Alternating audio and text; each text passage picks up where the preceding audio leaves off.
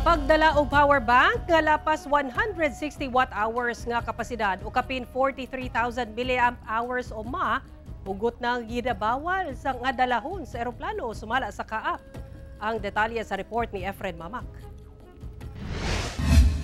Walay mapalit nga power bank nga lapas 160 watt-hours o ana sa sobra 43,000 milliamp hours o ang kapasidad dinhi sa usa ka tindahan sa cellphone accessories sa barangay Dadyanga South, General Santos City. Sagad sa mga power bank nga baligya, ana sa 65 to 100 watt-hour o kutob kapi na 27,000 lang.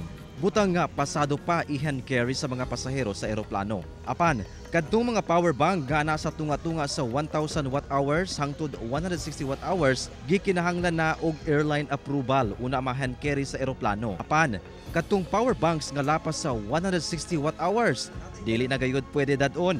Matud sa Civil Aviation Authority of the Philippines kon Kaap Gensan, ang power bank usa ka portable lithium battery device nga delikado sab. Higher than that, hindi na papayagan because of yung power bank nga kung nasa check-in baggage maaring mag-init that will cause fire. So a recent incident na accordingly yun ang naging cost dahil na ang ating power bank na beyond the required ay chinek-in, so nag-cause ng fire doon sa isang airlines. Kung ugaling madalag yapon kini sa mga pasahero, pwede kining kumpiskahon ug i-turn over sa Security Intelligence Service Unit sa Kaap. Hinuon, pwede kining makuha pagbalik sa tagya o ma-turn over sa kabanay. Ito rin yung mga katulad na nakakompiskate na mga security restricted items na inuhulog namin sa box. This one, by next week, mag-uusap kami with yung sa security kung ano yung dapat gawin.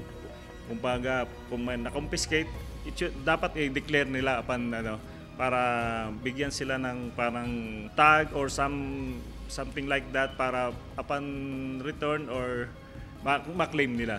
Gipagawa sa Kaap ang maong painomdom gumikan sa pipila ka insidente sa sunog sa mga flight sa eroplano nga posibleng nagsugod sa mga power bank. Base sa regulasyon sa Kaap, bawal i-check-in sa mga bagahe ang power bank kay gi-konsidera kining fire hazard. Gawas sa power bank, mamay mo sab nga i-hand carry ang mga laptop ug cellphones. Apan bawal kini sa overhead bin.